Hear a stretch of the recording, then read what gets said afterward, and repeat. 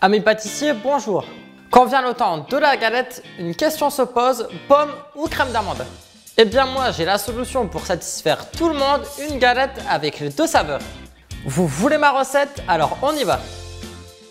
Pour la pâte feuilletée inversée, vous aurez besoin de farine T55, farine T45, de beurre de tourage, de beurre fondu, d'eau et de fleur de sel.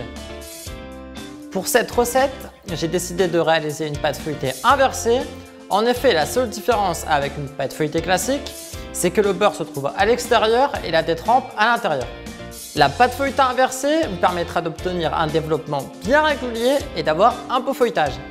Nous allons commencer par réaliser un beurre manié. Il s'agit tout simplement de beurre pommade et de farine. C'est parti! Commencez par mélanger 375 g de beurre à la feuille. Ajoutez la farine tamisée et reprenez le mélange. Récupérez votre beurre fariné, enfermez-le dans une feuille de papier cuisson, puis étalez-le pour avoir un beau carré bien uniforme. Faites prendre au froid 1 heure. Notre beurre manié est maintenant terminé, on passe tout de suite à la détrempe. Faites fondre le reste du beurre au micro-ondes. Mélangez l'eau et le sel. Tamisez la farine dans le bol de votre batteur. Ajoutez-y l'eau salée, le beurre fondu et mélangez le tout à la feuille jusqu'à avoir une boule de pâte. Récupérez votre pâte et finissez de la travailler à la main. Filmez-la, puis faites-la prendre 1 heure au frigo. Récupérez votre beurre et étalez-le entre 2 feuilles de cuisson. Placez-y votre pâte au milieu, puis refermez le beurre sur votre pâte. Étalez légèrement le tout, puis faites ce qu'on appelle le premier tour double.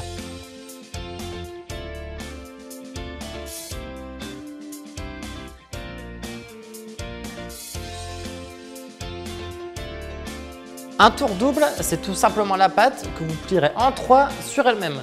Un tour simple, c'est tout simplement en 2 fois. Le fait d'alterner tour double et tour simple va vous permettre d'obtenir un feuilletage bien régulier. Étalez à nouveau, puis réservez votre pâte 1 heure au frigo. Récupérez votre pâte et étalez-la au rouleau, puis faites un deuxième tour double.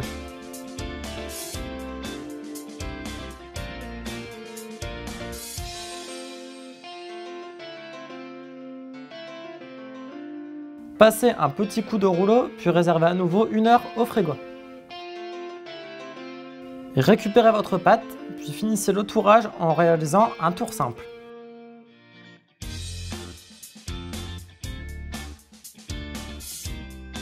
Réservez 1 heure au frigo. Pour la compote de pommes, vous aurez besoin de pommes, de vergeoise et d'une gousse de vanille.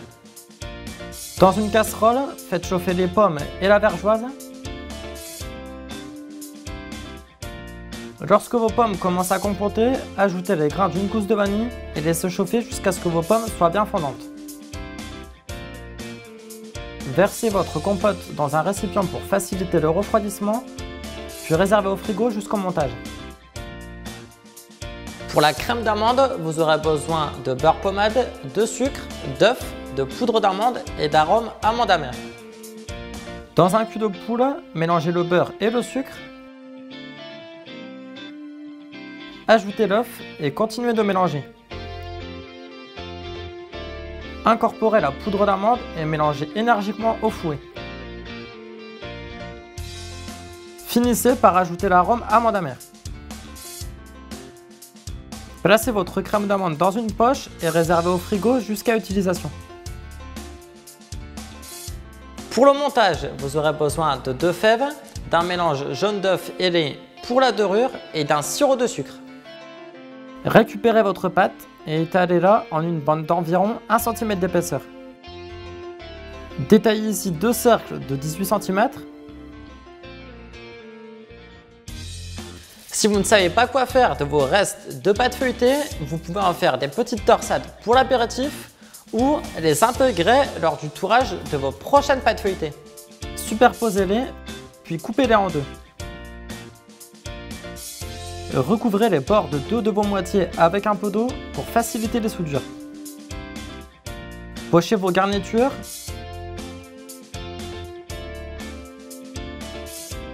Et n'oubliez pas la fève.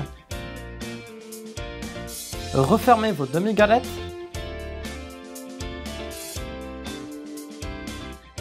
Et placez-les 15 minutes au congélateur. Et récupérez-les et retournez-les pour avoir le côté lisse vers le haut. Appliquez au pinceau du jaune d'œuf et un peu de lait pour réaliser la dorure. Puis passez au rayage de votre galette avec la pointe d'un couteau ou une lame de boulanger.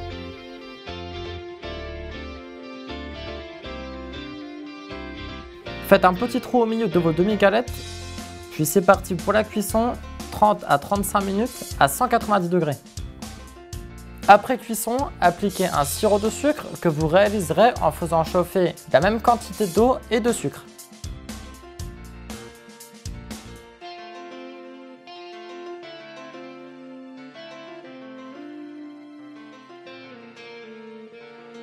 Et grâce à cette recette, pas de guerre pour l'épiphanie, chacun aura le droit à son parfum préféré. Quant à moi, je vous dis à la semaine prochaine mes petits pâtissiers. Salut!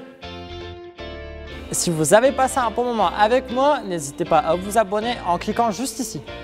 Vous pouvez également retrouver tous les produits de la recette en cliquant sur le panier juste ici.